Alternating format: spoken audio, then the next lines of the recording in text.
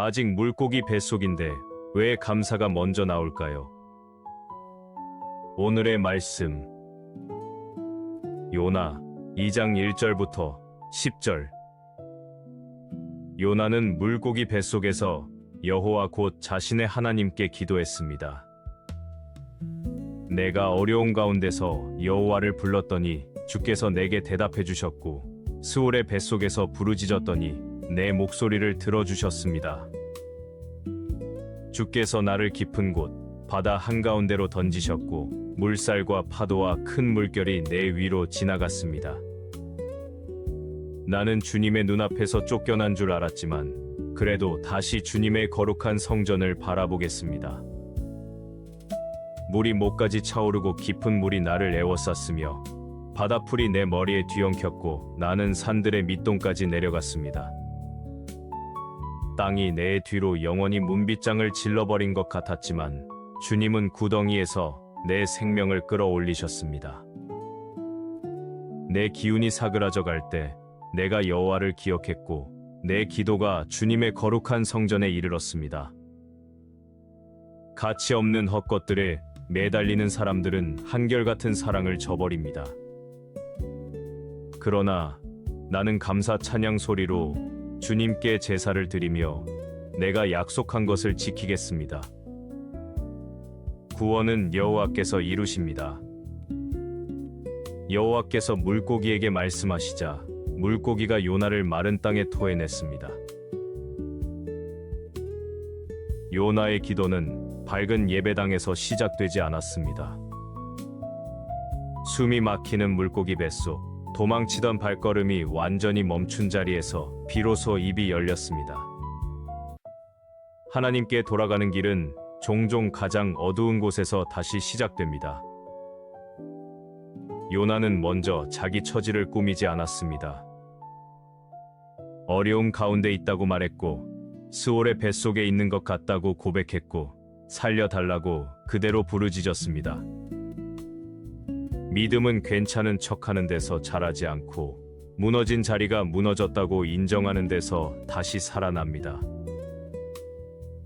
놀라운 것은 요나가 자신을 바다에 던진 손을 사람에게서 멈추지 않았다는 점입니다. 그는 주님이 나를 깊은 곳에 던지셨다고 말하며 사건의 맨 뒤에 계신 하나님을 보기 시작했습니다. 회개는 남을 탓하는 말이 길어질 때보다 하나님 앞에서 내 삶을 읽기 시작할 때 깊어집니다. 파도는 몸을 덮었고 큰 물결은 머리 위를 지나갔습니다. 눈앞에는 물뿐이고 발 아래에는 바닥도 없으며 뒤로는 문빗장이 닫히는 것 같은 막막함만 남았습니다. 그런데 바로 그 자리에서 요나는 아직 끝나지 않은 한 문장을 붙듭니다. 그래도 다시 주님의 성전을 바라보겠습니다. 이 한마디는 상황이 좋아졌다는 보고가 아닙니다.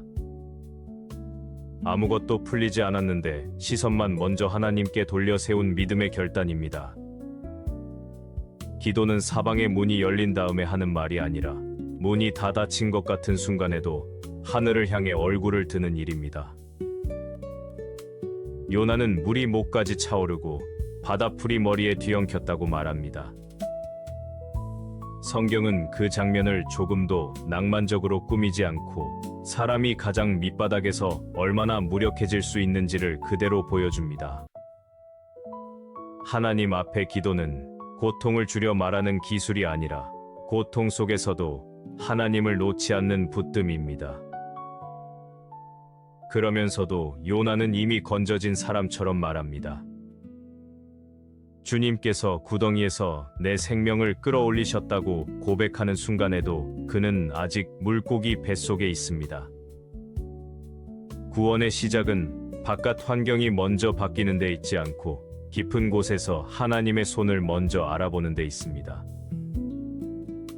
기운이 사그라져 갈 때 여호와를 기억했다는 말도 참 중요합니다.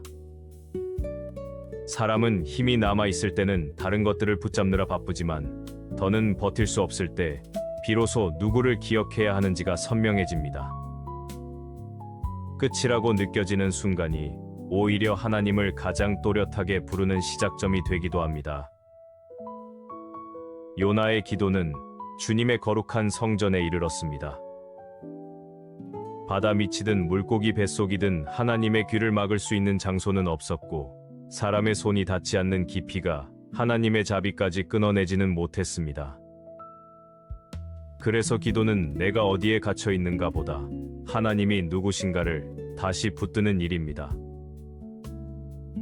이어서 요나는 가치 없는 헛것들에 매달리는 사람들은 한결같은 사랑을 저버린다고 말합니다.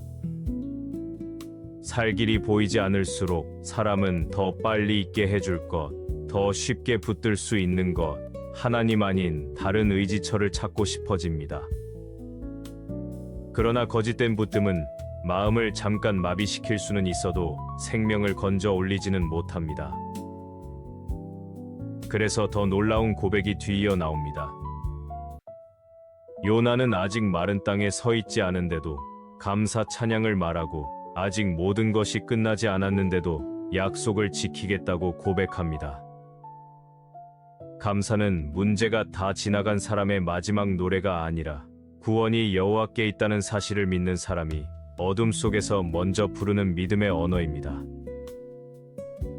감사가 먼저 나온다고 해서 고통이 사라졌다는 뜻은 아닙니다. 요나는 여전히 물고기 뱃속에 있었고, 여전히 혼자였고, 여전히 자기 힘으로는 한 걸음도 나갈 수 없는 상태였습니다. 그런데도 감사가 나왔다는 것은 현실이 가벼워졌기 때문이 아니라 하나님이 더 크게 보이기 시작했기 때문입니다. 바로 여기서 믿음의 무게가 드러납니다. 믿음은 상황을 낙관적으로 포장하는 태도가 아니라 가장 비관적인 자리에서도 하나님의 성품을 놓치지 않는 붙듦입니다. 깊은 곳에서 드리는 기도는 화려하지 않아도 되고, 길지 않아도 되고, 한 문장뿐이어도 하나님께는 충분히 닿습니다. 그래서 어떤 날에는 긴 설명보다 짧은 고백 하나가 더 정직합니다. 주님, 제가 지금 깊은 곳에 있습니다. 그래도 주님을 바라봅니다. 구원은 주님께 있습니다. 이 세 문장만 남아도 기도는 이미 시작된 것입니다.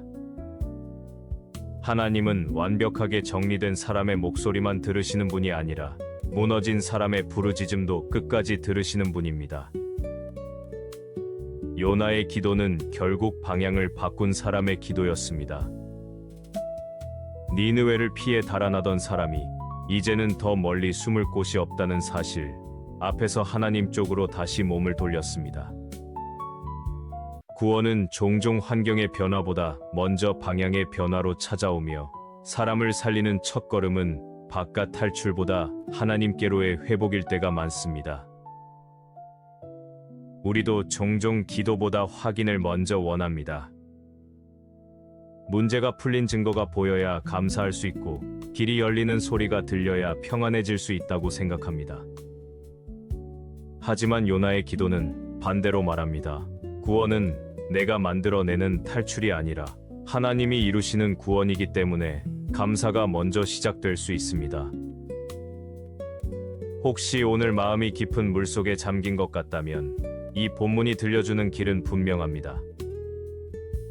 도망치던 자리에서 멈추고 숨 막히는 현실을 감추지 말고 그래도 다시 주님을 바라보겠다고 입술을 여는 것입니다.